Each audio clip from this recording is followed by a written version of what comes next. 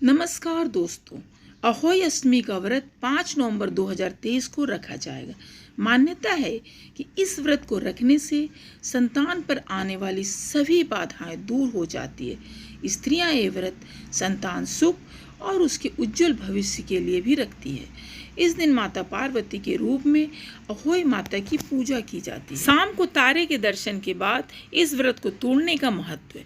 कहते हैं कि अहोई अष्टमी के दिन व्रत कथा सुनने मात्र से ही संतान संबंधी हर कामना पूरी हो जाती है। मान्यता है कि इस व्रत की पूजा के दौरान व्रती एक दूसरे को कथा सुनाती है।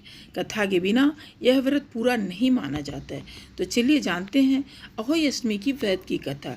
तो एक बार चैनल को सब्सक्राइब जरूर कीजिएगा।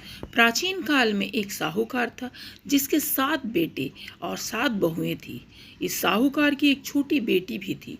साहूकार की बहुएं दीपावली की तैयारियां कर रही थी। इसके लिए अपने घर को चमकाने के लिए 7 बहुएं पास के वन से मिट्टी ले गई तो ननद भी उसके साथ जंगल की ओर चल पड़ी। साहूकार की बेटी जहाँ से मिट्टी ले रही थी उसी स्थान पर साही, जो एक कांटे वाला पशु होता है, अपने साथ बेटों के साथ रहती थी। मिट्टी खोदते हुए गलती से साहूकार की बेटी से खुरपी साही का एक बच्चा मर गया। अपने बच्चे की मृत्यु से नाराज साही ने बहू को श्राप दे दिया कि जिस तरह उसका बच्चा उसे छोड़कर हमेशा के लिए चला गया है, उसी तरह से उसकी कोख भी सूनी हो जाएगी। साही बोली, मैं तुम्हारी कोख बांधूंगी। साही की यह बात सुनकर साहूकार की बेटी अपनी 7 भाभियों से एक एक करके विनती करने लगी कि वह उसके बदले अपनी कोख बंधवा ले। सबसे छोटी भाभी ननद के बदले अपनी कोख बंधवाने के लिए तैयार हो जाती है। इसके बाद छोटी भाभी के जो भी बच्चे थे वह सभी 7 दिन बाद मर जाते हैं। 7 पुत्रों की इस प्रकार मृत्यु होने के बाद उसने पंडित को बुलाकर इसका कारण पूछा। पंडित ने सुरही गाय की सेवा करने की सलाह दी। सुरही गाय सेवा से प्रसन्न होती है और उसे साही के पास ले जाती है।